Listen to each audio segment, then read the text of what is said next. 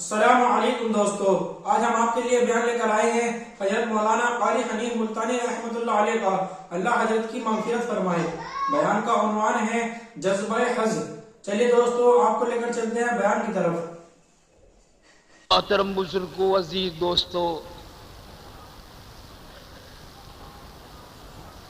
شوال المکرم کا مبارک مہینہ ہے۔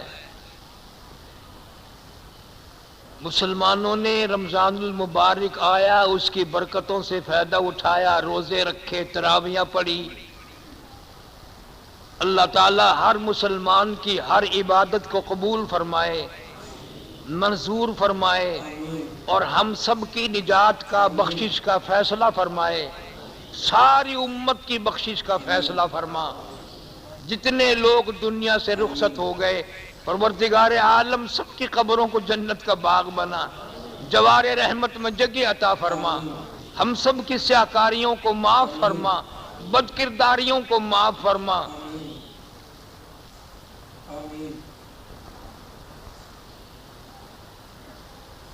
سفر تقریباً 1.5 مہینہ لندن میں گزارا، آدھا رمضان المبارک سعودی حرم میں گزارا، مکہ پاک میں، مدینہ پاک میں، بیت اللہ شریف میں اللہ کا گھر ہے، مدینہ پاک میں حضور کریم صلی اللہ علیہ وسلم کا در ہے۔ ساری کائنات میں سب سے افضل مقام بیت اللہ ہے، جہاں اللہ کا گھر ہے۔ اللہ ہر مسلمان کو زیارت نصیب فرمائے۔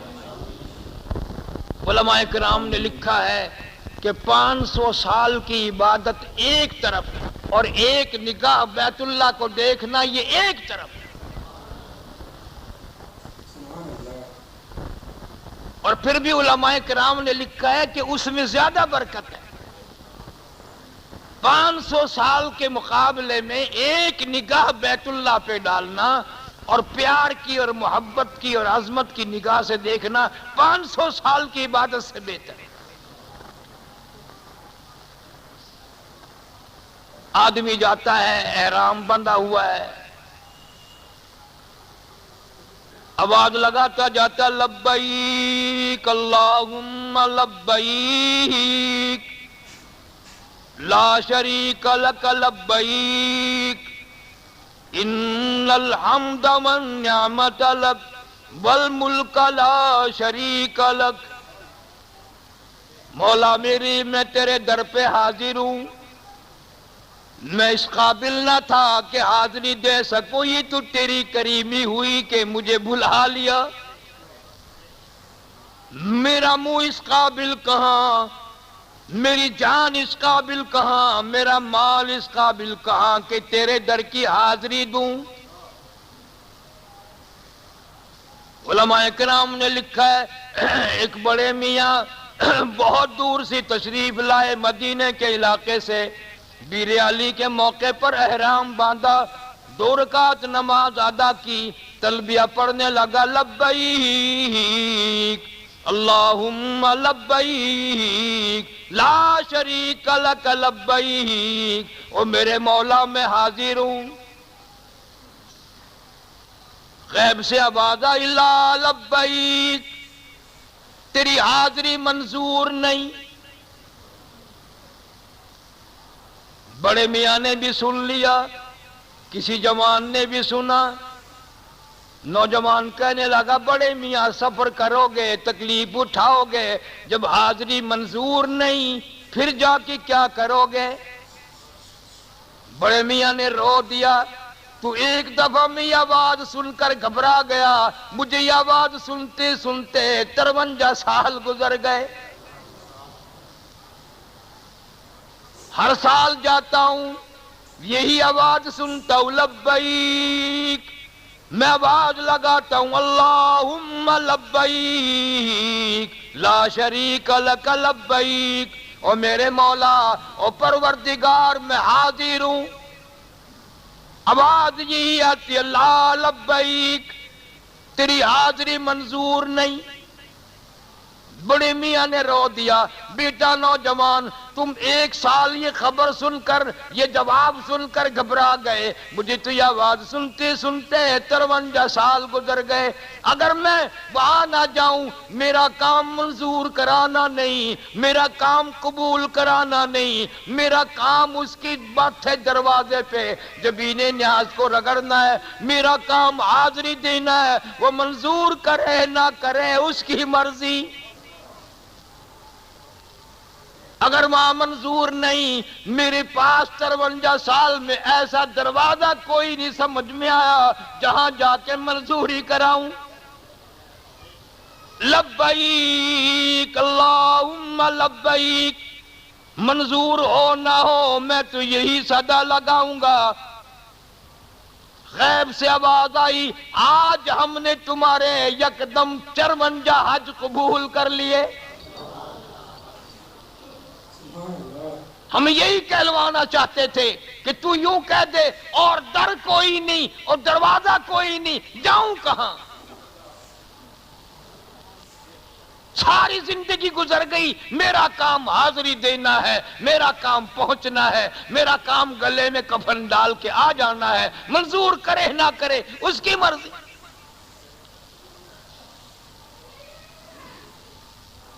मालिक बिन दिनार रहमतुल्लाह अलैह बुजुर्ग हैं, अल्लाह वाले हैं, लिखते हैं कि मैंने एक गर्मी की मौसम में दोपहर में एक नौजवान को देखा, और इस हालत में देखा कि उसके दोनों पैर नहीं, हाथों के बल जमीन पे चल रहा है, घिसट घिसट के चलता है, और हाथ हो गई, सवारी कोई नहीं, सामान कोई नहीं, गले में कुर्ता भी नहीं, एक तहमद है। और मालिक बिन दिनार रहमतुल्लाह अलैह फरमाते हैं, इतना खूबसूरत जवान था, मैंने जिंदगी में इतना हसीन चेहरा नहीं देखा, इतना खूबसूरत चेहरा नहीं देखा, हाथों के बल जमीन पे चल रहा था, जमीन पे घिसट घिसट के चल रहा था। फरमाते हैं मैंने उसका रास्ता रोका और मैंने पूछा, नौजवान कहां जाना चाहते हो? मुझे कहने लगा, मालिक बिन दिनार, इरादा मेरा बैतुल्लाह शरीफ का है, मदीने पाक का है। इस हालत में सवारी कोई नहीं, सामान कोई नहीं, गले में कुर्ता भी नहीं। उन्होंने कहा इसी हालत में। भाई आप चले कहां से इस हाल में? कि मैं बलख बुखारे से चला हूं। इसी हालत में? कहा इसी हालत में। कितना अरसा गुजर गया चले हुए? कहने लगा 7 बरस खत्म हो गए, 8वां लगा हुआ है। इसी हालत में चलते चलते, क्या इसी हालत में चलते चलते। मैंने कहा खाते कहां से हो, पीते कहां से हो? नौजवान कहने लगा, वल्लज़ी हुवा युतइमुनी व यस्कीन, वही खिलाता है, वही पिलाता है। वइज़ा मरिज़तु फहुवा यशफ़ीन, मरीज होता हूं वही तंदुरुस्ती अता करता है। सामान क्यों नहीं, सवारी क्यों नहीं? कहता है मैंने कुरान पढ़ लिया। अल्लाह कहता है काफ आया आइन साद। अल्लाह कहता है ओ मेरे दरवाजे पे आने वाले, काफ मैं तेरे लिए काफी। काफ हा मैं तेरा आदि राह बताने वाला। आइन सच्चा, स्वाद सादिक। मेरा सामान यही है, मेरा इंतजाम यही है। काफ आया आइन स्वाद। मालिक बिन दिनार रहमतुल्लाह अलैह ने रास्ता रोका। वो कहने लगा अल्लाह वाले 7 बरस हो गए चलते चलते, आज मेरे यहां क़याम कर ले, मैं तेरी खिदमत करूंगा, मैं कुछ इंतजाम करूंगा तेरा पहुंचाने का, मैं तेरे कपड़े बनाऊंगा। तेरे जैसा मेरे जैसा होता तो पसर जाता। सुभान अल्लाह।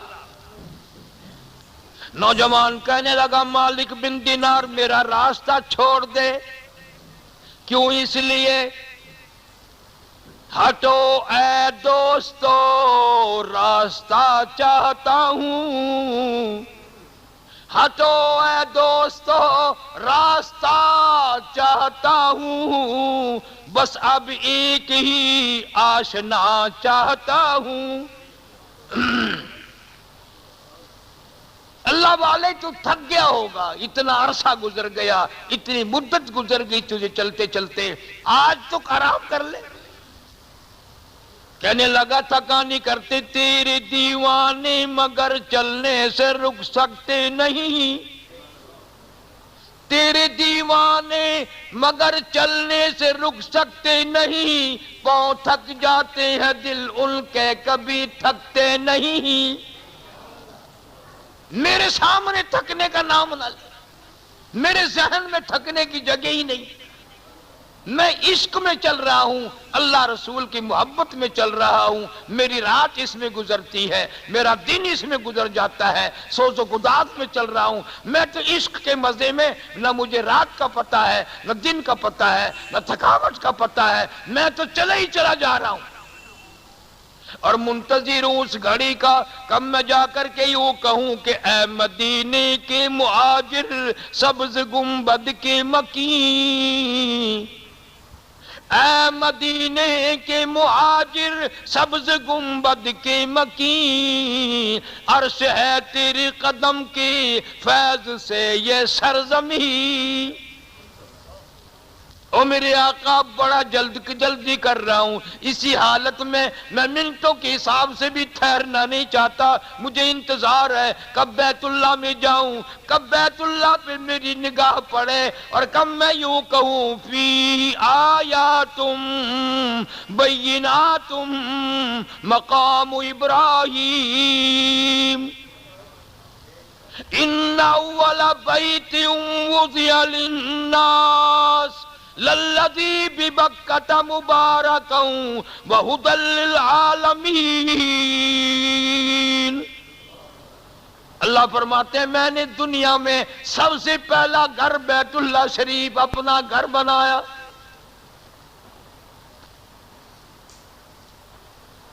اس کا اتنا احترام ہے، جانے والے سے پوچھو حرم شریف میں قدم رکھتے ہی پسینے آ جاتے ہیں، اور حدیث شریف میں آتا ہے پہلی نگاہ میں بیت اللہ پہ پڑھتے ہی اللہ سے جو مانگو وہ دعا قبول ہوتی ہے۔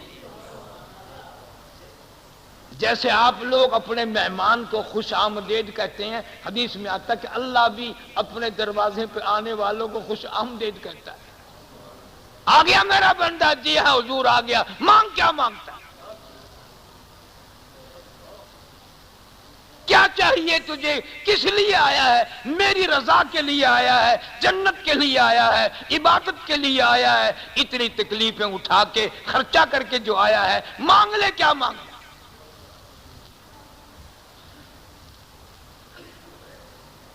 اللہ بڑا بے نیاز ہے، اللہ ہم سب کی رگوں سے واقف ہے، دلوں کے حال سے واقف ہے۔ پھر آتے ہی طواف شروع کرتا ہے، احرام بندھا ہوا ہے، حجر اسود کے سامنے کھڑا ہو کے کہتا ہے بسم اللہ اللہ اکبر وللہ الحمد۔ حدیث شریف میں آتا ہے کہ 40 فرشتے اس کے ساتھ ساتھ چلتے ہیں، جو وہ پہلے طواف میں دعا مانگتا ہے، اللہ پاک یوں فرماتے ہیں جیسے آپ لوگ اپنے مہمان کے ساتھ ملازم کو بھیجتے ہیں، باتھ روم بتا دو، چائے وائے کا انتظام کر دو، سونے کی جگہ بتا دو، بیٹھنے کی جگہ بتا دو، اللہ پاک فرشتوں کی جماعت ساتھ کر دیتے ہیں کہ یہ میرا مہمان ہے، جو یہ دعا مانگے اس پہ تم آمین کہتے رہو۔ تمہاری ڈیوٹی ہے نوری فرشتے ہو کر میرے سیاہکار گناہگار بندے کی دعاؤں پہ آج تو آمین کہو۔ پتہ نہیں کس طرح سے میرے دروازے پہ آیا ہے، مانگنے آیا ہے، فقیر بن کر آیا ہے، سر سے ننگا، پیروں سے ننگا، گلے میں کفن کی طرح کی چادر ڈالی ہوئی ہے، اور طواف کرتا ہوا پھر کہتا لبیک اللہم لبیک لا شریک لک لبیک ان الحمد والنعمت لک والملک لا شریک لک۔ مولا میرے بس میں تو اتنی بات تھی کہ میں تیرے در پہ حاضری ہو جاؤں، مجھے معلوم ہے میرے گناہ اتنے ہیں کہ سمندر کے جھاگ سے زیادہ، میرے گناہ اتنے ہیں ریت کے ذرات سے زیادہ، میرے گناہ اتنے ہیں پہاڑوں کے وزن سے زیادہ، میرے گناہ اتنے ہیں آسمان کے ستاروں سے زیادہ۔ تجھے معلوم ہے میرے گناہ اتنے ہیں کہ درختوں کے پتے کم ہیں، میرے گناہ زیادہ ہیں۔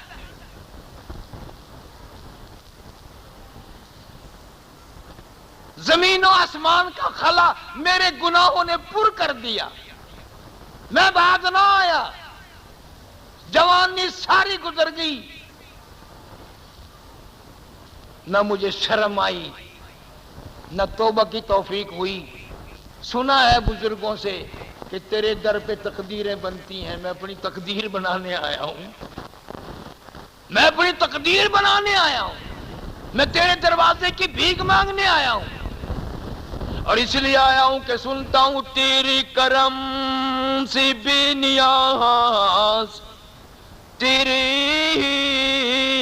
تیرے کرم سے بے نیاز، اور کون سی شے ملی نہیں، تیرے کرم سے بے نیاز اور کون سی شے ملی نہیں، اور جھولی ہی میری تنگ ہے پر تیرے یہاں کمی نہیں، جھولی ہی میری تنگ ہے پر تیرے یہاں کمی نہیں، سرب سجود ہوں مگر عزم میں پختگی نہیں، سرب سجود ہوں مگر عزم میں پختگی نہیں، اور قائل بندگی تو ہوں قابل بندگی نہیں، قائل بندگی تو ہوں قابل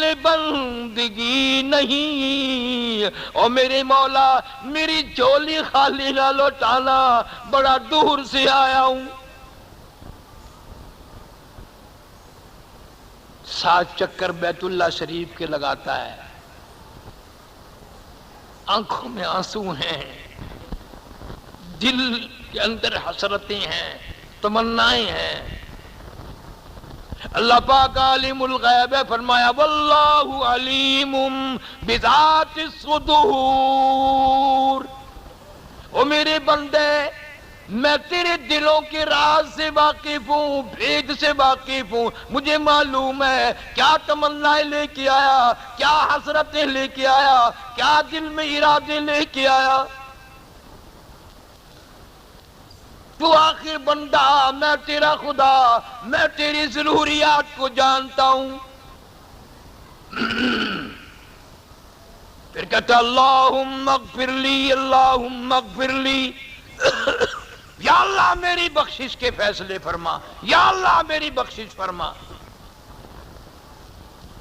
آواز آتی ہے او دیوانے پروانے، تو ماں کو بھول بیٹھا، تو باپ کو بھلا بیٹھا، بیوی آ جانے کے بعد تو نے ماں کو کبھی یاد نہ کیا، اولاد ہو جانے کے بعد تو نے باپ کو کبھی یاد نہ کیا، اور میں کیسے بھلاؤں تیرے ماں باپ تھے، میرے تو وہ بھی بندے تھے، اور مجھے معلوم ہے کتنی محبتوں سے شفقتوں سے تجھے پالا، کتنی محنت تیری ساتھ کی، کتنی لگن تھی، ساری ساری رات کھڑی کھڑی پھرتی تھی، تجھے رونے بھی نہیں دیتی تھی، تو بھول گیا۔ اور جن لوگوں کے ماں باپ زندہ ہیں زندگی میں بھول جاتے ہیں، بعد میں کون یاد کرے۔ دعا کے لیے مولویوں کے پاس جائیں گے، پیروں فقیروں کے پاس جائیں گے، مگر گھر میں جو اماں بیٹھی ہے اس کو ساری زندگی میں کبھی نہیں کہنے کا میرے لیے دعا کر دیں۔ حالانکہ حدیث پاک میں آتا ہے ماں کی دعا تقدیر بدل دیتی ہے. اخلاص سے دعا ماں کرے گی اور کوئی نہیں کر سکتا. درد دل سے دعا کرے گی، برا نہیں منائے گی. تیری بیوی کے اترے ہوئے کپڑے پہنتی ہے، تیرے بچوں کے چھوڑے ہوئے ٹکڑے کھاتی ہے.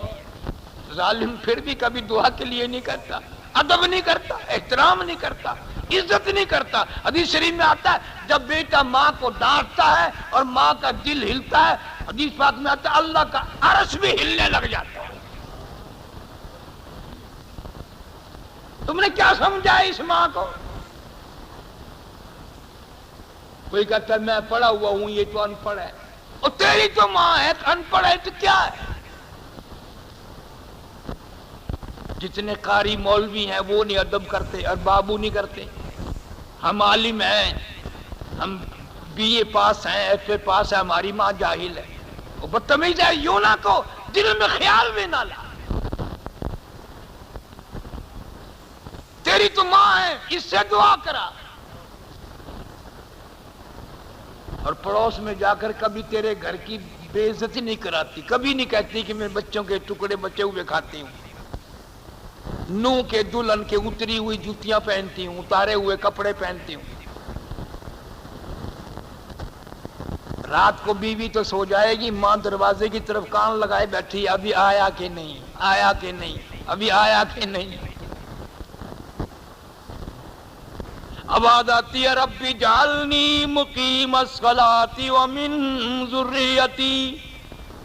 میرے بندے آ گیا میرے دروازے پر، لبیک لبیک اللہم لبیک. او میرے بندے مجھے معلوم ہے اسٹیشن تک بھی تیری اولاد ساتھ آئی تھی، بندرگاہ تک بھی ساتھ آئے تھے، بڑے خوش تھے، پیسے بنائے، تیاری کی، تجھے روانہ کیا.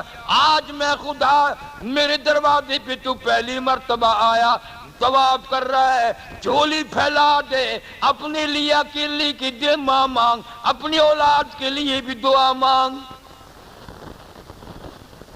اور یہ بھی تعلیم دے دی اولاد کے لیے میرے دربار میں کوٹھی مانگ نہ مانگ، بنگلہ مانگ نہ مانگ، لیکن یہ مانگ رب جعلنی مقیم الصلاۃ ومن ذریتی. سب سے پہلے یہ دعا مانگ یا اللہ میری اولاد کو نمازی بنا.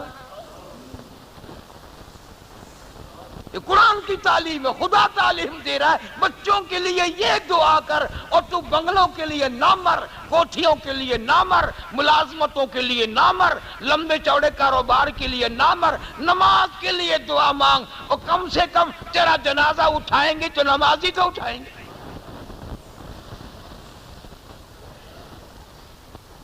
رب جعلنی مقیم الصلاۃ ومن ذریتی. یا اللہ میں تیرے دربار میں حاضر ہوں، میری اولاد کو نمازی بنا دے، پکا یقین والا بنا دے. ربنا متقبل دعا، تو اس دعائیں قبول کرنے والا. تیرے دروازے پہ دنیا آتی ہے، دنیا کی تقدیریں بنتی ہیں.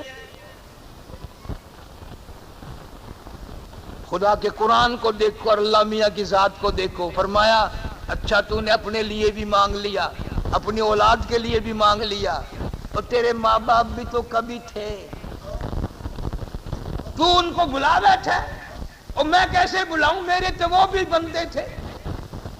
آج تو میں نے دریائے کرم بہایا ہوا ہے، بخشش کا دریا کھولا ہوا ہے، تو میرے گھر کا طواف کر رہا ہے، پہلی مرتبہ آیا ہے، جو مانگے گا وہی دوں گا.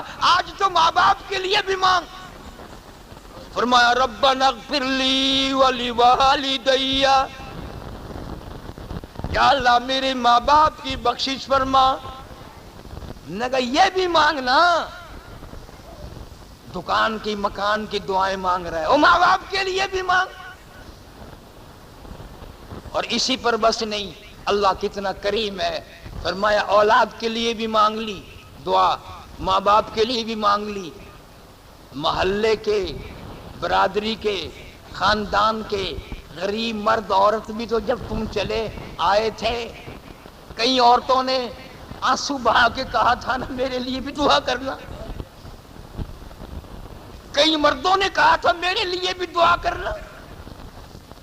تجھے سفر کی وجہ سے بھول گیا, تجھے میرے گھر میں آ کے بھول گیا, اور میں کیسے بلاؤں؟ وہ یوں کہنے والے میرے تو بندے تھے نا, جنہوں نے تجھے کہا تھا میرے لیے بھی دعا کرنا, میرے لیے بھی دعا کرنا. تو سفر کر کر کے تکلیفیں اٹھا اٹھا کے ان سب کو المؤمنین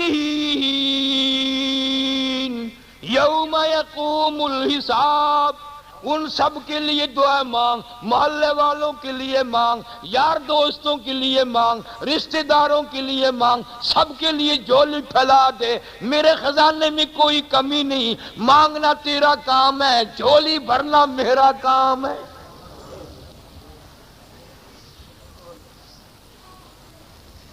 یہاں مانگ, ہر چکر میں مانگ. اور میں تجھے یہ نہیں کہتا کہ دین مانگ. میں جانتا ہوں تم بندے ہو, دنیا مقدم کرو گے. کہاوتوں میں بھی لوگوں نے بنا رکھا ہے نا کہ بھی دنیا سے, دین سے دنیا بھاری ہے. لوگ کہتے ہیں نا جی کیا کریں, دین سے دنیا بھاری ہے. فرمایا پہلے چل تو بھاری مانگ لے. ربنا آتنا فی الدنیا حسنہ, یا اللہ ہماری دنیا اچھی کر دے. وفی الآخرۃ حسنۃ وقنا عذاب النار. فرمایا چل تو پہلے دنیا مانگ لے پھر دین مانگ لے, لیکن یہ نہ سمجھنا کہ دنیا پہ تیرا گزارا ہو جائے گا. دین کے بغیر تیرا گزارا نہیں ہوگا. زمین کتنی ہو, بنگلے کتنے ہی ہو, کوٹھیاں کتنی ہو, تیرے پاس دولت کتنی ہو, دین نہیں. اللہ فرماتے ہیں تیرا جنازہ اٹھانے والے بھی نمازی نہیں ہوں گے, تیری قبر کھودنے والے بھی نمازی نہیں ہوں گے, تجھے غسل دینے والے بھی نمازی نہیں ہوں گے. دل کی حسرتیں مانگ, مٹا مانگ جو مانگتا ہے. آخرت کا سوال کر, قبر حشر کا سوال کر, تندرستی اور صحت مانگ, بیماریوں سے شفا مانگ, دوست احباب کے لیے مانگ. دریائے کرم عام جو ہے کھلا ہوا. اور حدیث پاک میں آتا ہے کہ یوں گزرتے گزرتے رکن یعنی بیت اللہ کے ایک کونے کو رکن یمانی کہتے ہیں, اس پہ ہاتھ لا کے گزرنا تیرا کام ہے. 40,000 فرشتہ تیری دعاؤں پہ آمین کہتا چلے گا. 40,000 فرشتہ تیری دعاؤں پہ آمین کہتا ہوا چلے گا. اور اس یقین سے مانگ کہ اللہ سن رہا ہے, میں مانگ رہا ہوں, اس کے دروازے پہ کھڑا ہوں, اس کے قدموں میں کھڑا ہوں. حدیث پاک میں آتا فرمایا مدنی کریم صلی اللہ تعالی علیہ وسلم نے جب میرا بندہ غلاف کعبہ پکڑ کے دعا مانگتا ہے, اللہ یوں فرماتے ہیں میں سمجھتا ہوں میرا دامن پکڑ کے مانگ لیا. جب میرا بندہ مقام ملتزم پہ لپٹ کے میری چوکھٹ پکڑ کے مانگتا ہے, اللہ پاک فرماتے ہیں میں سمجھتا ہوں میرے در کی چوکھٹ پکڑ کے مانگ لیا.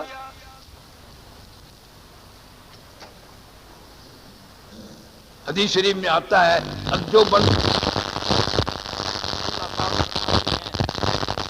کی جھولی خالی لوٹاتے ہوئے مجھے شرم آتی,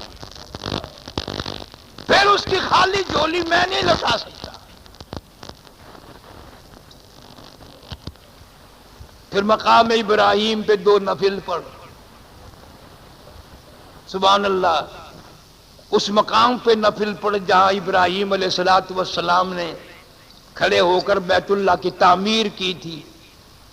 وہ پتھر موجود ہے جس پتھر پہ کھڑے ہو کر خلیل نے تعمیر کی. حدیث پاک میں آتا وہ پتھر ایسا تھا اس میں گو باندھنے کی, پیر باندھنے کی کوئی ضرورت نہیں تھی.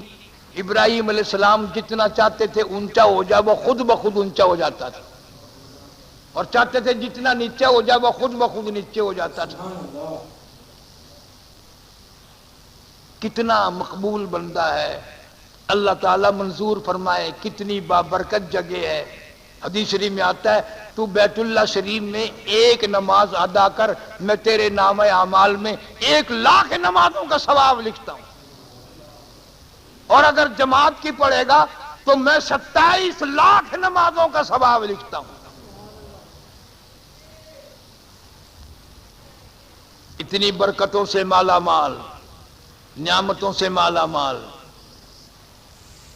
نمازیں پڑھتا ہے، پھر اللہ پاک نے حکم دیا کہ اب زمزم پی لے، اور پینے کے بعد پھر زمزم کی وارث کی جگہ آ جا۔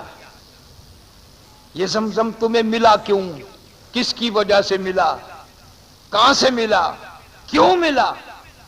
سیدہ ہاجرہ علیہ السلام نے اللہ کی رضا کی خاطر تکلیف اٹھائی اور اتنا بڑا یقین کیا کہ آج کائنات میں اس یقین کے قریب سے بھی کوئی نہیں گزر سکتا۔ ابراہیم علیہ السلام کو اللہ پاک نے حکم دے دیا کہ اسماعیل علیہ السلام گود میں ہے، حضرت ہاجرہ جوان ہے، چٹیل میدان میں، لکو دک میدان میں، اس صحرا میں ان کو چھوڑ کے آ۔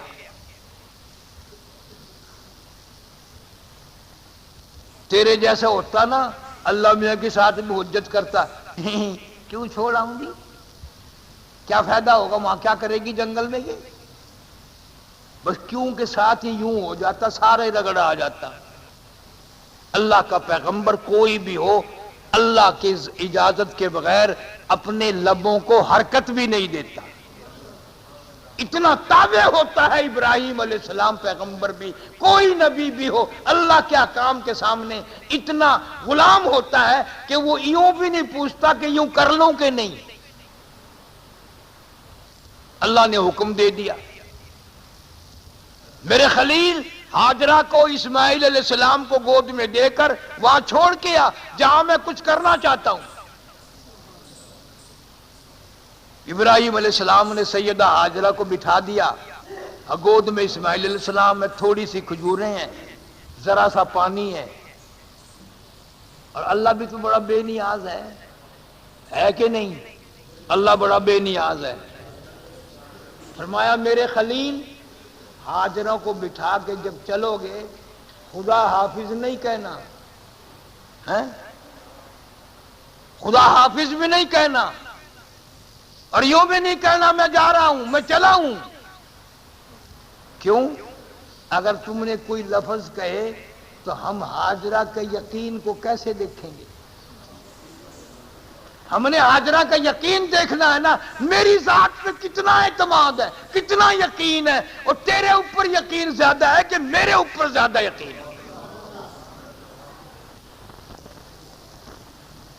جنگل ہے، کوئی آبادی نہیں، کوئی پانی نہیں، کوئی چشمہ نہیں، کوئی کنواں نہیں، بستی نہیں، قریب قریب کوئی جگہ نہیں۔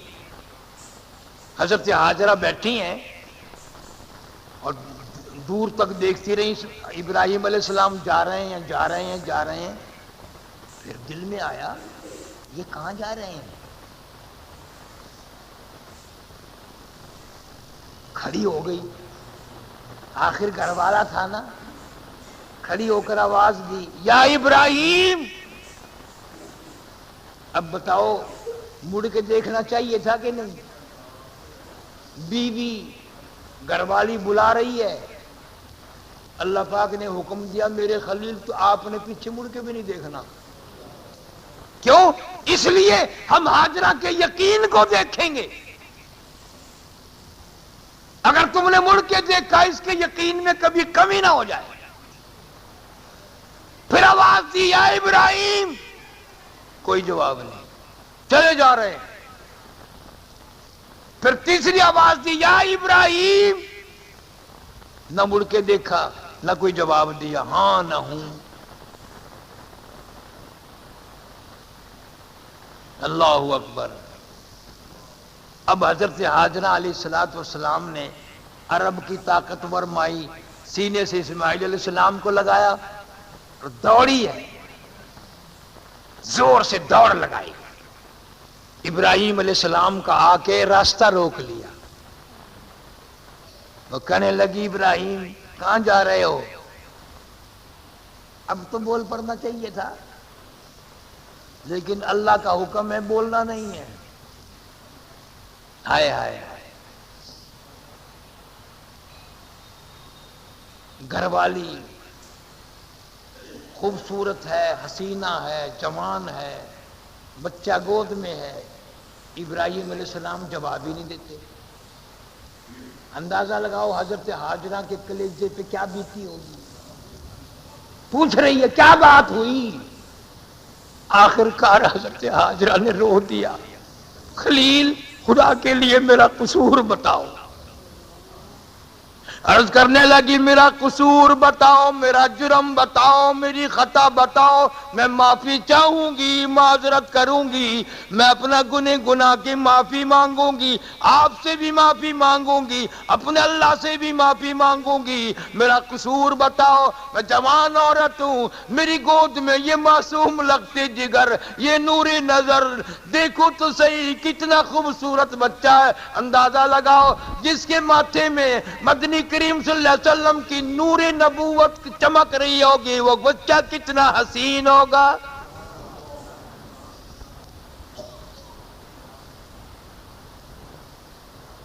بولتے نہیں ہیں ابراہیم علیہ السلام۔ ہماری گھر والی اگر ناراض ہو جائے جان نکل جاتی ہے، ماں کو تو گالی والی دے بھی دیں گے، اس کے پیچھے لگ کر کے بہانے گھر میں کی گل اور دس دے میں نہیں میں مر جانا ہے، میری خدا دی قسم ہے میری جند نکل جانی ہے، دس دے کی گل ہے۔ روئی ہے حضرت ہاجرہ، اللہ پاک نے خلیل کو اجازت رونے کی بھی نہ دی کہ ہاجرہ کے ساتھ رونے لگ جائے، ترلا کر رہی ہے خدا کے لیے میرا قصور بتاؤ، میرا جرم بتاؤ، میری خطا بتاؤ، میرا جرم بتا دو، کوئی جواب نہیں۔ حضرت ہاجرہ کے دماغ میں اللہ نے ڈالی، پھر اخیر میں کہنے لگی خلیل اتنی بات بتا دو، مجھے تو یہاں چھوڑ کے جا رہے ہو، کہیں اس رب العالمین کا تو حکم نہیں،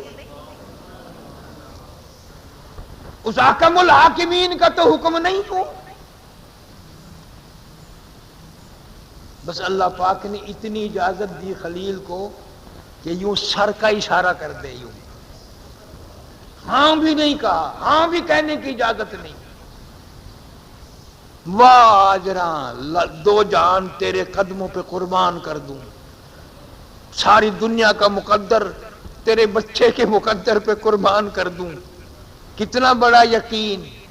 سر کا اشارہ دیکھ کے پھر تو چاہیے تھا نا کہ بچے کو گود میں لے کے وہیں بیٹھ جاتی، کہتی جاؤ اللہ حافظ، جب اس کا حکم ہے تو میں جانوں اور وہ جانے۔ پھر حضرت ہاجرہ نے دوڑ لگائی ہے، جہاں پہلے بٹھا کے آئے تھے وہیں جا کے بیٹھی ہے، اپنے قدموں کے نشان دیکھتی ہوئی وہیں جا کے بیٹھی ہے، اور کہنے لگی اگر اس کا حکم ہے آپ جائیں، میں جانوں رب جلیل جانے۔ پھر اس کے سپرد ہے سارا۔ دن گزر گئے، راتیں گزر گئی، کوئی نہیں، کچھ بھی تو نہیں، راستہ نہیں، کچھ نہیں۔ حدیث پاک میں آتا ہے بعض دن سارا دن 24 گھنٹے میں حضرت ہاجرہ نے ایک کھجور کھائی، ایک گھونٹ پانی پیا، آخر وہ کھجوریں بھی ختم، وہ پانی بھی ختم، چھاتیوں سے دودھ اترنا بند ہو گیا۔ اسماعیل علیہ السلام کو بھوک پیاس نے اتنا تنگ کیا کہ اتنی لمبی زبان باہر نکلی۔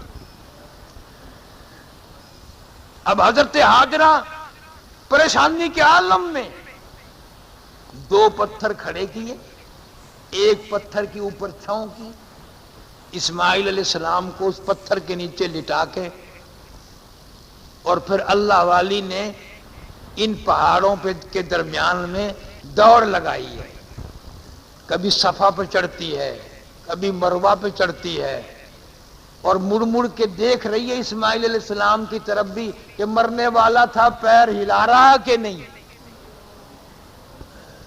کہیں مر تو نہیں گیا۔ جب 7ویں مرتبہ صفا پہاڑ پہ چڑھی تو کانوں میں کوئی آواز سی آئی، تو رو کے کہنے لگی میں نے آواز تو سن لی، میرا بچہ اگر چل بسا تو میں تیری امداد کا پھر کیا کروں گی؟ مڑ کے جا کے دیکھتی ہے اسماعیل علیہ السلام کی نرم و نازک ایڑیاں جو روتے ہوئے بچہ رگڑتا ہے، وہاں سے پانی کا چشمہ پھوٹ آیا۔ حضرت ہاجرہ علیہ السلام نے اس پانی کو روکنے کے لیے یہ لفظ حضرت ہاجرہ کی زبان سے نکلے اس وقت زم زم زم، رک جا ٹھہر جا، چاروں طرف بنی بنا دی اور پیا ہے۔ حدیث پاک میں آتا ہے یہ پانی روٹی کا کام بھی دیتا ہے، پانی کا کام بھی دیتا ہے۔ 70,000 بیماریوں کی دوا ہے یہ زمزم۔ اور میں ابھی سن کے آیا کہ سعودی حکومت نے مدینہ منورہ تک پائپ فٹ کرنے کا فیصلہ کیا کہ زمزم پائپ کے ذریعے مشینوں کے ذریعے پہنچائیں گے، لیکن سارے انجینئروں فیل ہو گئے، ساروں کی ہنرمندی فیل ہو گئی۔ زمزم کا پانی پائپ کے ذریعے حرم سے باہر نکلا ہی نہیں، پائپ میں چڑھا ہی نہیں۔ اٹھا کر لے جاؤ، ٹینکر بھر کے لے جاؤ، یوں نہیں، بے ادبی ہوگی۔ حضرت ہاجرہ علیہ السلام نے جو 7 چکر لگائے، اب دیکھو یہ اللہ کی بے نیازی ہے، کسی کے سجدے رد فرما دے، 500 سال کی عبادت رد کر دے اور کسی کا دوڑنا بھاگنا منظور فرما لے۔ اور فرمایا ایسا منظور فرمایا میری ہاجرہ بے ساختہ پریشانی کے عالم میں، دکھ درد کے بچے کی دکھوں میں زبان نکلی ہوئی دیکھ کر آپ میری رحمت کو تلاش کرنے کے لیے جو پہاڑوں پہ دوڑتی رہی، مجھے اتنا منظور ہے، میں تیری رفتار منظور کرتا ہوں، تیرا بھاگنا منظور کرتا ہوں، تیرا دوڑنا منظور کرتا ہوں، اتنا منظور کرتا ہوں، آج کے بعد کوئی نبی، کوئی رسول، کوئی پیغمبر، کوئی صحابی، کوئی غوث، کوئی قطب، کوئی ابدال جب تک تیری چال چل کے نہیں دکھائے گا، یوں دوڑنا لگائے گا، مجھے اپنی کبریائی کی قسم میں اس کا حج منظور نہیں کروں گا۔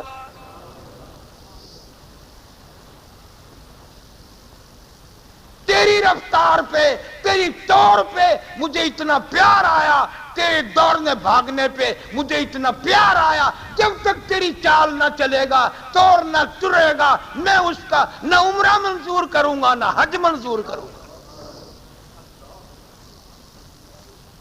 فرمایا ان الصفا والمروۃ من شعائر اللہ، ان الصفا والمروۃ من شعائر اللہ، فمن حج البیت او اعتمر فلا جناح علیہ ان یطوف بہما ومن تطوع خیرا فإن اللہ شاکر علیم، ومن تطوع خیرا فإن اللہ شاکر علیم۔ ہاجرہ تیری توڑ چرے گا، دوڑ لگائے گا، پسینہ آئے گا، میرا کپڑا پہنا ہوا حرم احرام کا کپڑا ہلے گا، خدا کی قسم اگر آج کے بعد یہ کبیرہ گناہ نہیں کرے گا، اس کپڑے سے جو ہوا نکلی میں اس کو جنت کی ہوا بنا دوں گا۔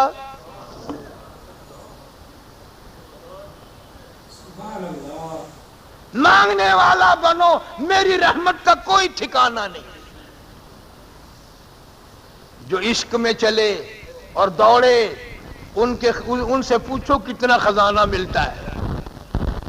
مالک بن دینار رحمت اللہ علیہ فرماتے ہیں اسی سال میں بھی حج کے لیے گیا، مینا میں نے بہت بڑا مجمع لگا ہوا دیکھا، میں بھی بھیڑ میں سے جھانک کر اندر دیکھ کے یوں سوچنے لگا دیکھوں یہ کس چیز کو لوگ سارے دیکھ رہے ہیں۔ تو کہتے ہیں جب میں نے اندر جھانک کے دیکھا تو بیچ میں وہی نوجوان بیٹھا ہے گلے میں کرتا نہیں ہے، سامان نہیں ہے، چاروں طرف لوگ کھڑے ہیں، اور وہ یہ آواز لگا رہا ہے میرے پروردگار آج کوئی مینڈے کی، چھترے کی، بکرے کی، اونٹ کی، گائے کی قربانی دے گا، کوئی اونٹ کی قربانی دے گا، کوئی کسی جانور کی قربانی دے گا، کوئی کسی کی قربانی دے گا۔ کہ عرض کرتا الہی تجھے معلوم ہے میں تو تیرے دروازے کا فقیر، واللہ الغنی وانتم الفقراء، تو غنی ہے، سارا جہان تیرے دروازے کا محتاج ہے، فقیر ہے، سارا تیرے جہان کے تیرے سامنے تیرے دروازے کا گداگر ہے۔ دعا مانگ رہا یا اللہ میرے پاس بکرا نہیں، میرے پاس چھترا نہیں، میرے پاس پیسہ نہیں، مجھے معلوم ہے گائے نہیں، دمبا نہیں، میں خرید نہیں سکتا، میری تو یہ دعا ہے یا اللہ میرے پاس تو یہ میری اپنی جان ہے، میں اس کی قربانی دیا چاہتا ہوں، منظور فرما۔ یا اللہ میں تو اس جان کی قربانی دینا چاہتا ہوں، 8 برس میں تیرے دروازے پہ آیا ہوں، ننگا بھی ہوں، مالدار بھی نہیں، غریب مسکین ہوں، بس دعا تیرے سے یہ ہے میری قربانی منظور فرما۔ مالک بن دینار رحمت اللہ علیہ فرماتے ہیں میرے دیکھتے دیکھتے ایک آہ کھینچی، ایک چیخ ماری اور ساری دنیا کے بیچ میں سر رکھ کر جان دے دی، ساری دنیا کے بیچ میں سر رکھ کر اللہ کے سپرد اپنی جان کر دی۔ لوگوں نے کپڑے کی پرواہ نہ کی، سواری کی پرواہ نہ کی، عشق تھا، محبت تھی، ہاتھوں سے چل کر آیا تھا، گھسٹتا ہوا آیا تھا، آخر میں اپنی جان دے کے چلا گیا۔ آج ہم اچھے بھلے پاؤں چلنے والے، رمضان گیا تو نماز ختم، رمضان گیا تو تلاوت ختم، رمضان گیا تو خیرات ختم، ہم مرتے وقت کیا لے کے مریں گے؟ کون سی چیز اللہ کی حضور میں جا کے پیش کریں گے؟ معلوم آئندہ رمضان تک ہم میں سے کس کس کی موت آ جائے گی اور کون کون باقی رہے گا۔ اس لیے قرآن کریم اعلان کرتا ہے اذا جاء اجلها لا يستاخرون ساعة ولا يستقدمون، جب وقت آ جائے گا ایک سیکنڈ ادھر ادھر نہیں ہوگا، پوری دنیا کی فوج مل کر کسی کا ایک سانس نہیں بڑھا سکتی، پوری دنیا کی دولت مل کر کسی کا ایک سانس نہیں بڑھا سکتی۔ اب معلوم نہیں میرا تیرا وقت رات کو آئے گا، دن میں آئے گا، گھر پہ آئے گا، سڑک پہ آئے گا، چلتے چلتے آئے گا یا نماز پڑھتے آئے گا، قرآن پڑھتے موت آئے گی یا کلمہ پڑھتے ہوئے موت آئے گی، کسی کو معلوم نہیں زنا کرتے ہوئے موت آئے گی، جوا کھیلتے ہوئے موت آئے گی، یا شراب پیتے ہوئے موت آئے گی۔ ہم لوگ ڈرتے ہی نہیں، اللہ سے پناہ نہیں مانگتے، توبہ نہیں کرتے۔ عاشقوں کا کام یہی ہے کہ یوں جان دیا کرتے ہیں، اور ایک نہیں ہزاروں نے جان دی، ہزاروں نے جان دی، بڑے بڑے ولی، بڑے بڑے قطب اور ابدال اللہ کے دروازے پہ پڑھ کے وہیں مر گئے۔ اللہ سے موت بھی دعا مانگی کہ اللہ مدینے کی موت عطا فرما، حرم محترم بیت اللہ شریف کی موت عطا فرما۔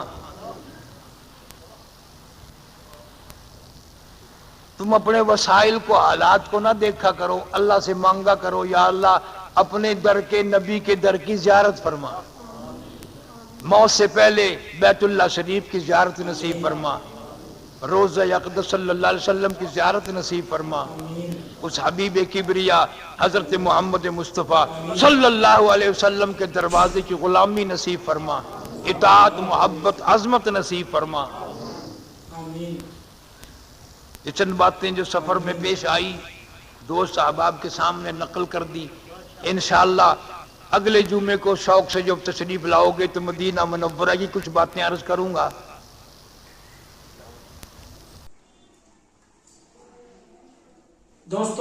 اگر آپ کو یہ بیان اچھا لگا تو ہمارے اس بیان کو لائک کر دیں اور اسی بیانات کے لیے، قاری حنیف کے بیان کے لیے ہمارے چینل کو سبسکرائب کر لیں۔ آگے کی ویڈیو میں جلد ملتا ہوں۔ جزاک اللہ خیر، فی امان اللہ۔